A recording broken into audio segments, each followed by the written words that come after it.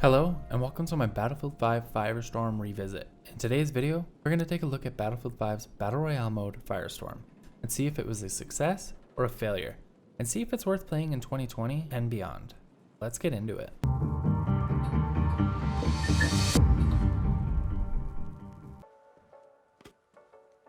I want to start by saying I stream on Twitch every Monday, Wednesday, and Friday at 6:30 p.m. Mountain Standard Time, which I will leave a link in the video description below, as well as you can join the Discord and recommend any games you want me to revisit. Link also in the description below.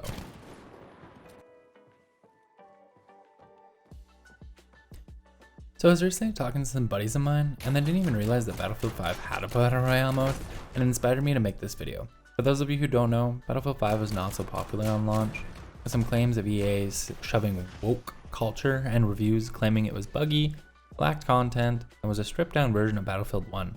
It didn't please fans of the long running franchise, and in the wake of the hugely popular Battle Royale games like Fortnite, PUBG, EA's own Apex Legends launching shortly after, and of course Battlefield's biggest competition, Call of Duty, putting Blackout mode in Black Ops 4 made EA think they should try their hand in the Battle Royale. And they came out with Firestorm. And what a firestorm it was. Yikes, that's bad.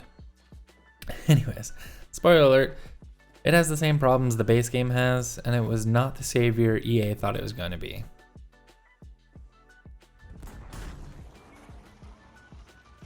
At the time of this video, a quick Google search seems to show an average of 20 to 50,000 concurrent players daily among all platforms, and I am willing to bet there are about 150 people daily that play Firestorm at max.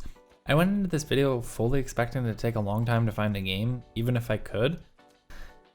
It took an average of 3 minutes of searching, with the longest taking a little over 8 minutes, but finding a game wasn't the worst part. Once you found a game, like most Battle Royale games, you get it set into a waiting room, this one being an airline bunker where you can run around with other players while you wait for the lobby to fill, and after a minute or so of the game trying to find players, it starts a 2-minute countdown. Once that timer hits 0, sometimes it would start another 30-second countdown, loading you into the ship for drop. So, combining the game search time, the ridiculous countdown timers, as well as the long loading screens, you can be waiting up to 10 minutes between games. And unless you're good enough to win gunfights, you're going to be spending a lot of time looking at loading screens and countdown timers. Firestorm has a max of 60 players during each game, and that was much lower than most other games. And considering it has game modes and multiplayer that are 32 versus 32, 60 felt kind of weak at the time, and that's where its biggest flaw is. The map is actually pretty big, honestly too big for 60 people. I played about 10 or so games to capture this footage, and all I did was run, which is why you will notice the multiplayer footage in this video, because there was just so much running during the Battle Royale mode. I was never in a lobby where the max cap was met.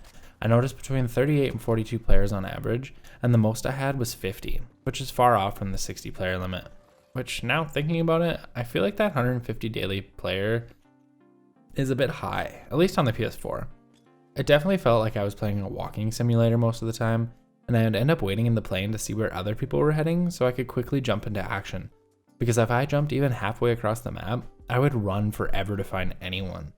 Never did I end up crossing more than half of the map, where in games like PUBG, Apex, or Warzone, where I could travel across the whole map seeing action the entire way.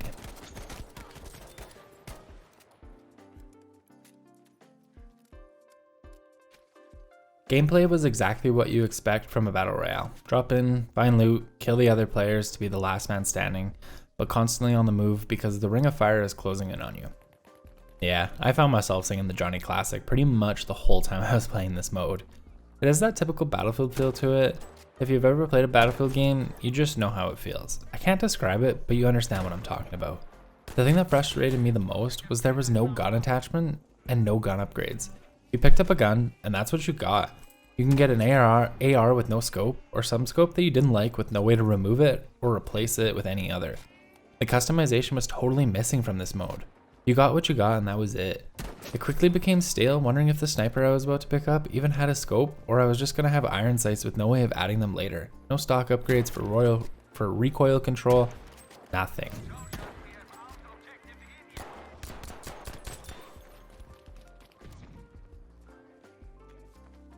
There were vehicles to use, but they were few and far between, and when you did find them, they were so loud it instantly put a target on your back, so I found myself avoiding them unless I needed to get out of the fire quickly. In any of my games, I didn't find any tanks or planes to use, and from my research, there was hidden bunkers you needed to find to open up to be able to use a tank. I didn't find anything like this in my time playing, so I can't confirm if this indeed get added to the game, or cut. Comment down below if you were able to get into the tank. It may feel like I'm harping on this game, and I sort of am. It was a rushed mode in a rushed game that lacked content and was abandoned by the devs fairly quickly. And with Battlefield 6 set to release next year, I don't see them ever doing anything with this mode. The game mode isn't all that bad, and though there were a few things I did like, I believe Warzone took note of the replaceable armor plates that you find laying around, and with armor vests, in each level you get in the vest, you can add more armor plates, as well as there were these supply points that you had to capture. You knew heading there would be some action. If you find yourself getting bored, and trust me, you will, head to one of those zones and you will be guaranteed some action. In conclusion, Firestorm was an afterthought to the game, and you can tell, in a market where battle royale games were a dime a dozen and constantly trying something new and adding new mechanics to speed up the pace, Battlefield went in the opposite direction, stripping it down and keeping it very simple, and it quickly died out for good reason. Battlefield 5 managed to turn itself around and is quite an enjoyable game, but is tarnished by its battle royale mode. They would have been better off leaving this out and focusing on the game modes Battlefield fans do enjoy playing. I'm going to officially call Battlefield 5 Firestorm a failure, and not worth your time in 2020. However, the multiplayer is still incredibly fun to play, and if you're interested, leave a comment below if you want me to do a revisit of the multiplayer.